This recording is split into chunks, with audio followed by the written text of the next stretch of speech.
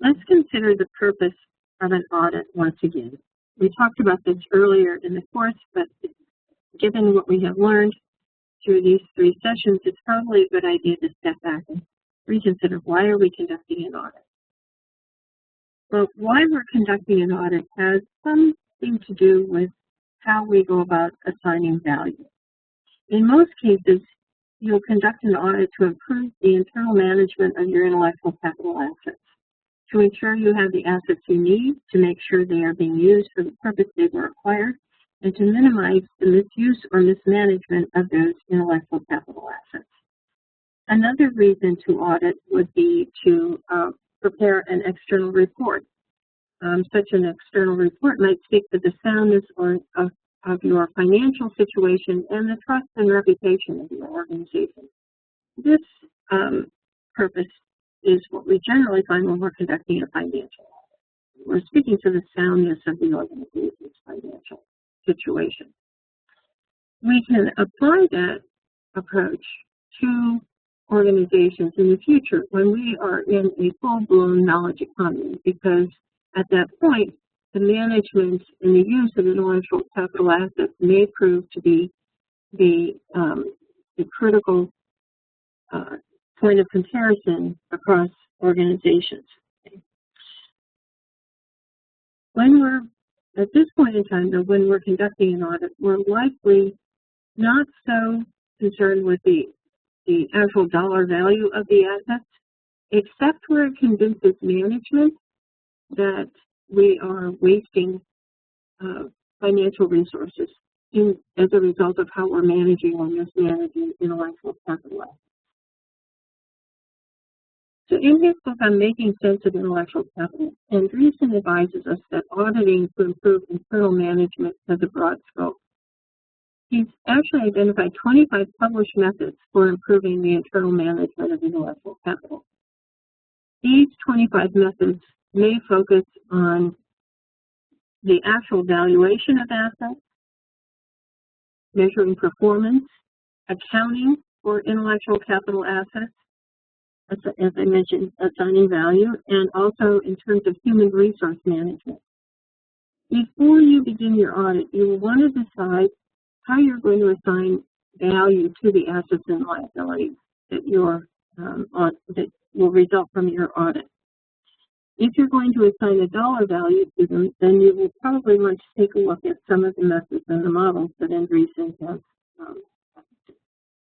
described.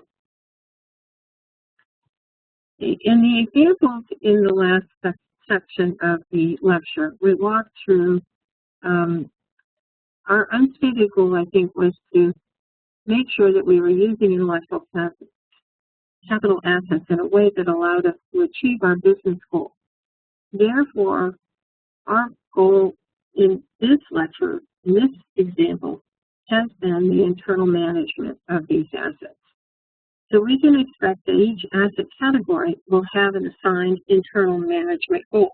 In other words, there are going to be different methods as well that will contribute to improved management and use of those assets.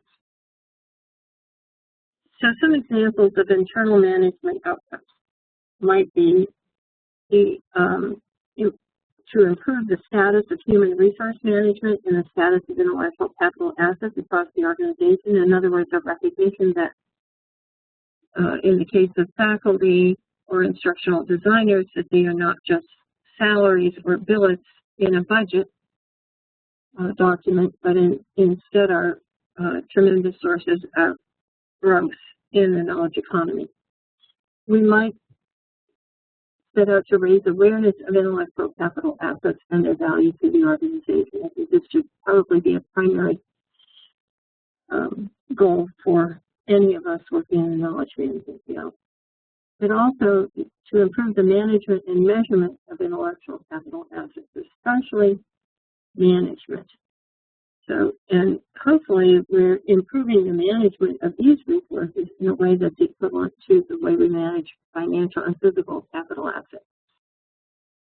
We also want to significantly reduce the mismanagement or misuse of intellectual capital assets and to introduce business accountability or the use of intellectual capital assets.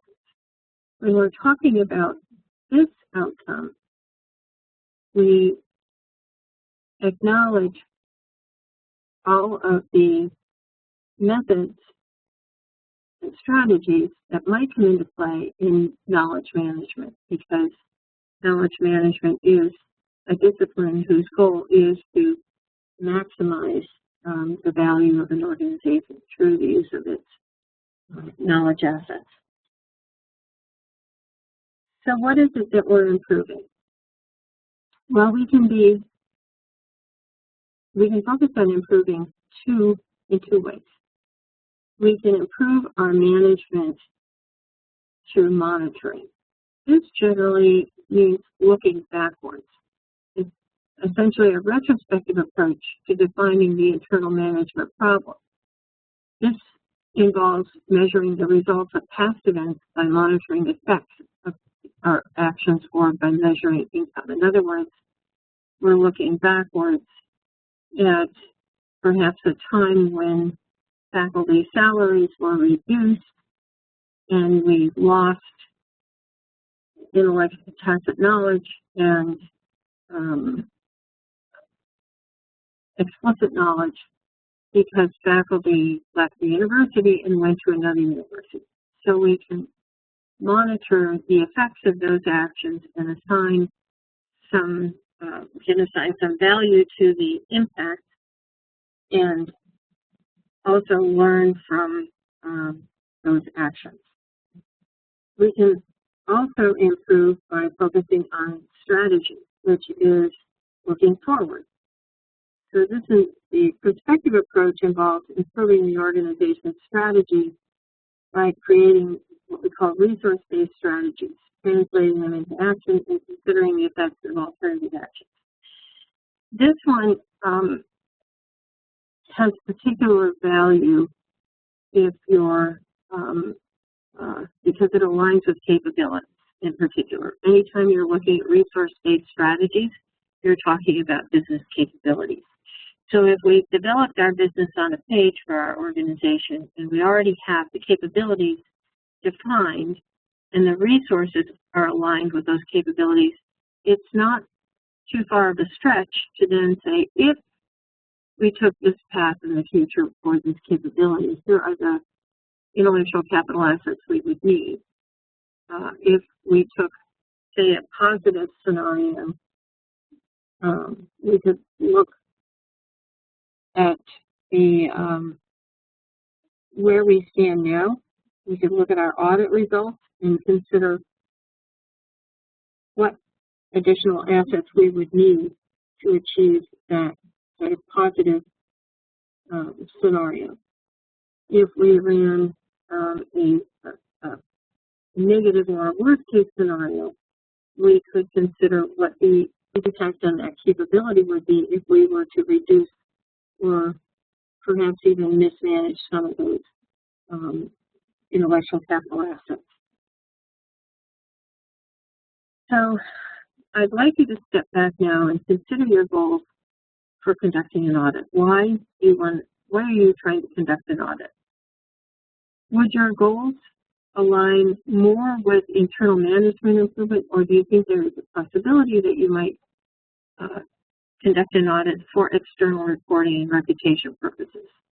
If you were to take the external reporting goal, who would your audience be?